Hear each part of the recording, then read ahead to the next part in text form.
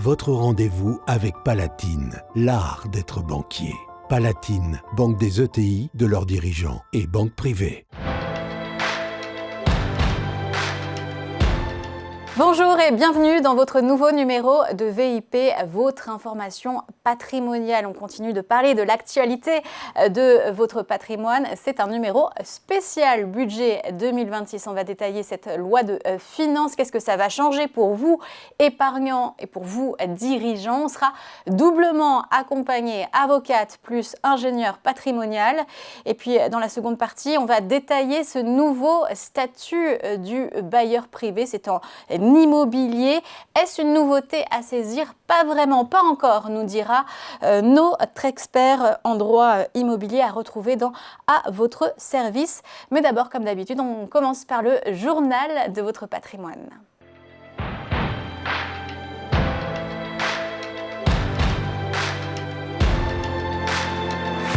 En ce début 2026, l'épargne reste abondante en France avec un taux élevé, 18%. Mais on voit clairement un changement chez les clients patrimoniaux avec un livret A retombé à 1,5%. Les liquidités commencent à être réallouées. Les flux se dirigent davantage vers l'assurance vie, vers les obligations et vers les solutions diversifiées. Nouveauté fiscale issue de la loi de finances 2026, une taxe sur les logements vacants entrera en vigueur en 2027. Mais attention, ce seront les communes qui décideront ou non de l'appliquer avec un taux dissuasif, 17% de la valeur locative la première année d'inoccupation et 34% les suivantes. L'objectif est d'inciter à remettre les biens vides sur le marché pour les patrimoines immobiliers importants. La vacance devient donc un vrai sujet d'optimisation fiscale et on parle plus en détail de ce nouveau budget 2026 dans le dossier du mois. Côté placement, les actifs privés s'imposent comme un grand thème d'allocation de l'année. BlackRock, qui gère plus de 12 000 milliards de dollars dans le monde, explique que ces modèles d'investissement intègrent désormais jusqu'à 20% de private equity, de dette privée ou d'infrastructures dans les portefeuilles diversifiés. Dans un contexte de marché volatile, ces actifs offrent davantage de rendement et de décorrélation. Et malgré une chute historique du cours de l'argent métal en début du mois de février, les investisseurs particuliers, eux, continuent à parier massivement sur ce métal précieux. D'après le Financial Times, près de 430 millions de dollars en seulement 6 jours ont été investis dans l'ETF argent iShares, le plus important pour cet actif. Et même 100 millions le jour de cette baisse historique de 27% du cours de l'argent qui garde la cote. Allez, tout de suite, on passe au dossier du jour.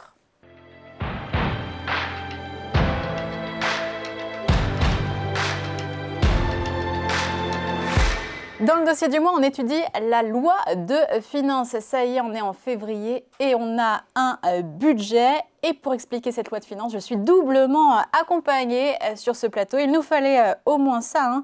Aurore Pinturo, bonjour. Bonjour. Vous êtes avocate au sein du cabinet parisien Axted, spécialisée en fiscalité et dédiée à l'accompagnement des dirigeants et chefs d'entreprise et familles. Et puis Sébastien Coiffard, bonjour. Directeur de l'ingénierie patrimoniale chez Palatine. Le budget 2026, donc adopté définitivement le 2 février par 49.3 après des débats animés. Quelques propositions farfelues, indécentes. Qu'est-ce qui reste à la fin? Qu'est-ce qui a changé pour vous, épargnants et dirigeants? C'est un mot d'abord comme première mesure de cette taxe sur les holdings.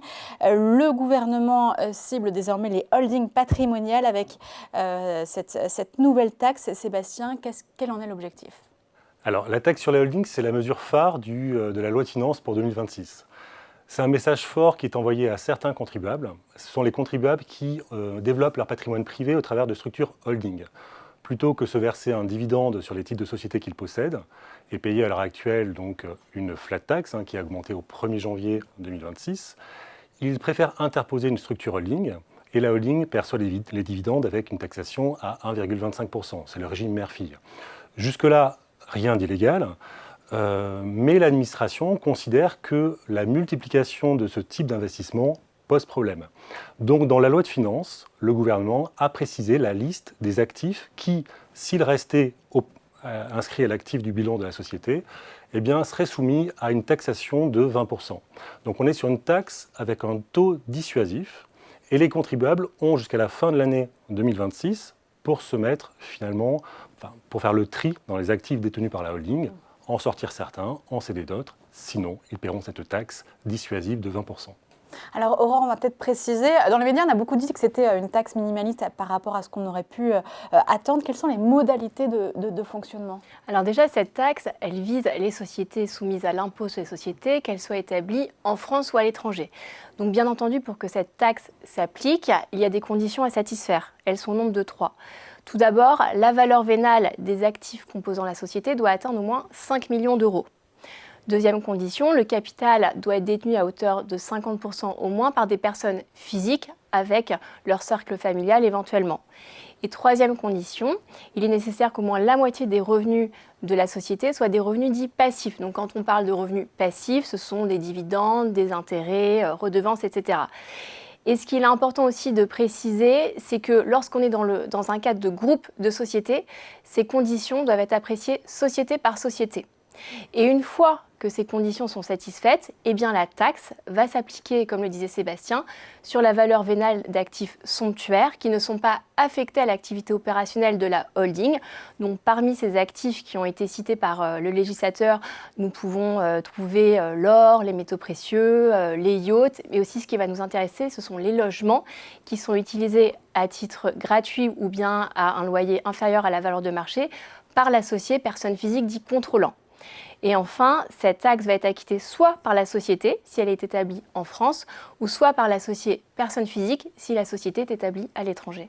Donc voilà pour les règles, il y a toujours moyen de s'organiser d'ici au paiement en 2027. Passons au pacte Dutreil, qui a lui été durci dans cette loi de finances. Est-ce que ça veut dire que les transmissions d'entreprises sont menacées par cette nouvelle mesure, Sébastien ? Alors non, pas vraiment. Le pacte Dutreil, il a donné lieu à des débats et pas mal de rapports. On s'est interrogé sur son utilité, sur son... Vous disiez qu'il était trop coûteux, oui. Il est éventuellement trop coûteux pour certains. Alors, une chose est sûre, c'est que le pacte Dutreil est très généreux. C'est un abattement de 75% pour le calcul des droits de donation ou de succession. L'abattement de 75% s'applique sans plafond et non plus sans distinction de ce qui est inscrit à l'actif des sociétés. Et on l'a vu, à l'actif des sociétés, il peut y avoir des biens somptuaires. Donc, le législateur est intervenu pour limiter l'application du Dutreil. Alors, on s'attendait en fait à un resserrement plus important du Dutreil, et notamment dans le cas des débats, notamment de la loi de finances pour 2025, il y a eu plusieurs amendements qui prévoyaient de limiter l'efficacité du Dutreil aux actifs affectés à l'activité opérationnelle. Ici, la mesure, elle est plutôt limitée, puisque seuls les actifs somptuaires ne pourront plus bénéficier de l'abattement de 75% en matière de Dutreil. Donc oui, le principal de l'activité reste quand même. Aurore, est-ce que vous pouvez nous détailler justement ces nouveaux contours? On reste effectivement, le gouvernement fait la chasse aux biens somptuaires des CDI. Oui, tout à fait. Donc effectivement, le législateur exclut de l'exonération de 75% les actifs somptuaires qui ne sont pas affectés à l'activité opérationnelle de la société. Donc pour en citer, il y a les logements, il y a le vin, l'alcool, véhicules de tourisme, etc. Il y a toute une liste. Et ces exclusions visent non seulement les actifs somptuaires qui sont détenus par la société dont les titres sont transmis, mais également les actifs qui sont détenus par les sociétés contrôlées. Donc nécessairement, ces nouvelles règles vont avoir un impact sur notre analyse en tant qu'avocat ou en tant qu'expert, puisqu'on va devoir finalement faire une analyse de tous les actifs de la société. Et cette analyse n'est pas faite de façon instantanée, puisqu'on va devoir remonter jusqu'à 3 ans avant la transmission et jusqu'au terme de l'engagement individuel de conservation. Et il y a aussi une autre mesure qui a été instaurée par la loi de finances, c'est par rapport aux engagements de conservation, puisque le délai de l'engagement individuel de conservation passe de 4 à 6 ans. D'accord, donc un durcissement là aussi. Un autre dispositif bien connu des dirigeants, c'est celui du report d'imposition qui intervient lors de la création d'une société holding. En gros, c'est l'apport-cession. Est-ce que vous pouvez déjà nous rappeler en quoi ça consiste, Sébastien, et qu'on voit qu'après ce qui a changé? Alors, le dirigeant qui souhaite interposer une structure holding, entre lui et sa société, il a deux façons de faire. Soit il vend ses titres à la structure holding, et la holding lui paye le prix de vente. Donc, on déclare une plus-value et on paye un impôt. Forcément, il y a eu vente. Soit je peux apporter mes titres à la structure holding, et dans ce cadre-là, il n'y a pas d'échange d'argent. En échange, on a des titres de la holding, mais pour autant, on déclare une plus-value et l'imposition est reportée. C'est pour ça qu'on parle de report d'imposition. Le report, il est maintenu jusqu'au jour où je cède les titres de la holding, mais également si la holding, dans les 3 ans de l'apport, cède les titres qui lui ont été apportés. Et dans ce cadre-là, on peut à nouveau continuer à bénéficier du report si la holding s'engage à réinvestir une partie importante du prix de vente dans une nouvelle activité économique.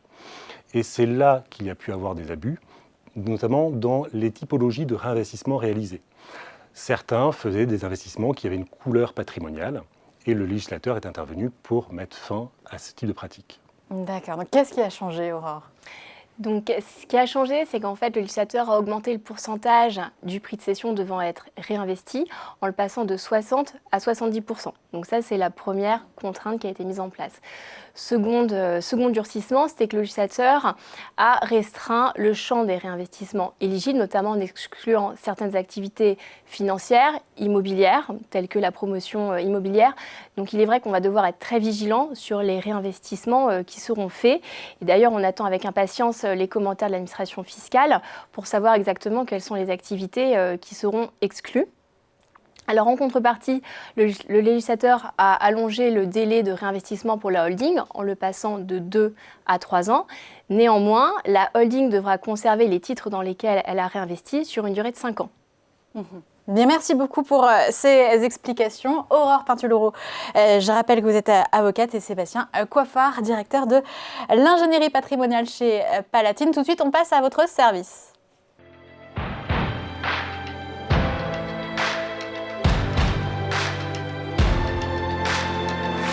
On passe à votre service, on parle d'immobilier et là, la nouveauté du budget 2026, vous en avez peut-être entendu parler, c'est ce statut du bailleur privé, ça concerne l'investisseur, le dispositif Jeanbrun de son nom officiel. On en parle avec vous, Dimitri Boujard, bonjour. Bonjour. Vous êtes avocat, expert en droit immobilier. Alors, ce statut du bailleur privé, c'est encore un chantier. On a les grandes lignes, on attend des précisions, mais qu'est-ce qu'on sait pour le moment ?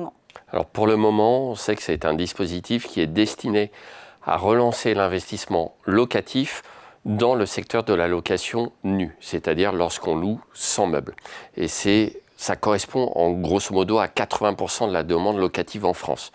Comme les gouvernements successifs se sont aperçus qu'il y avait de plus en plus de bailleurs qui optaient pour de la location meublée pour des raisons fiscales principalement, puisque le régime fiscal de la location meublée, oui.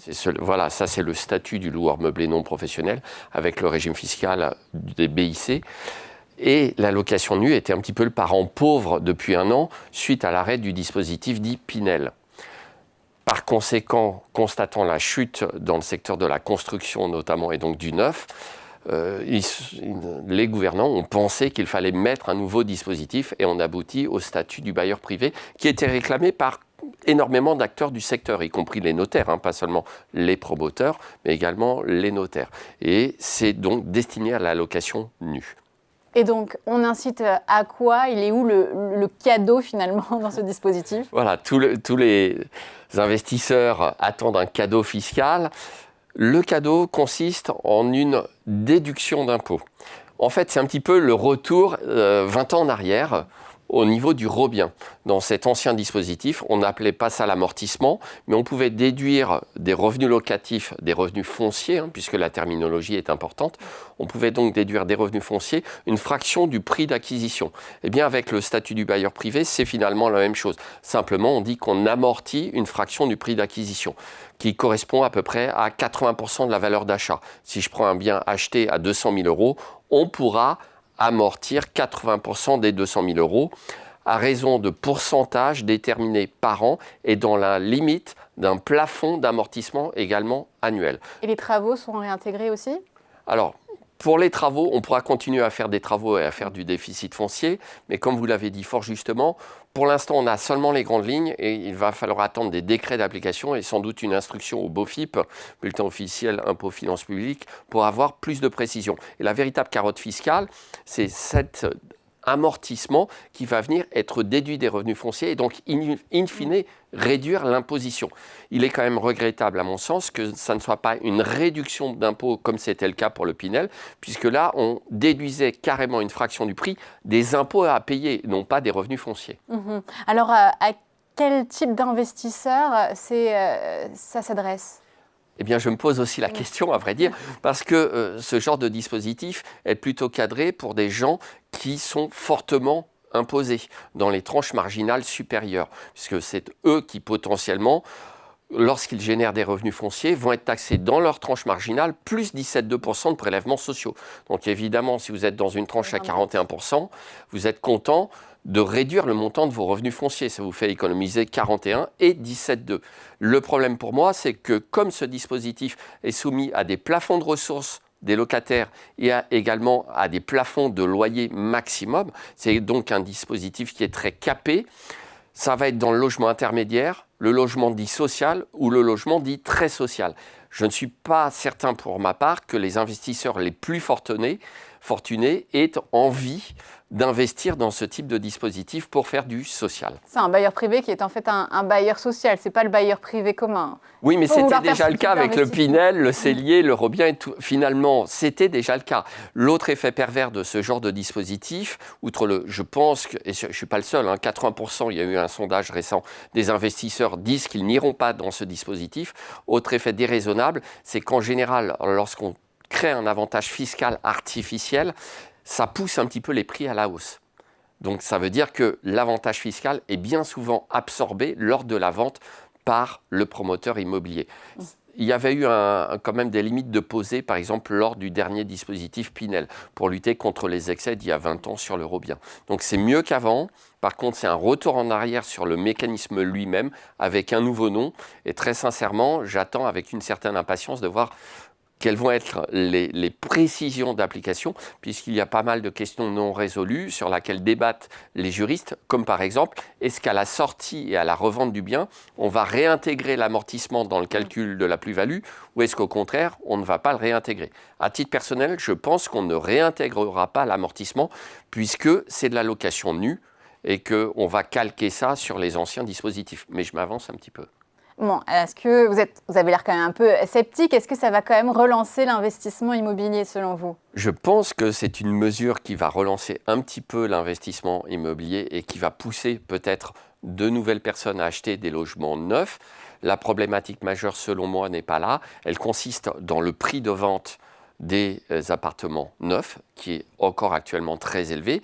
Et là, je ne jette pas la pierre aux promoteurs, puisque le prix de vente découle de l'empilement des normes de construction, de réglementation en tout genre, de contraintes administratives et de fiscalité. Donc ça peut donner un petit coup de boost, mais pour ma part, je pense que c'est absolument pas ce qu'il fallait faire. Je pense qu'il fallait tout simplement simplifier au maximum et plutôt déréglementer. En fait, on crée un nouveau dispositif qui va donner lieu à de l'interprétation, à du contentieux, à de la doctrine administrative.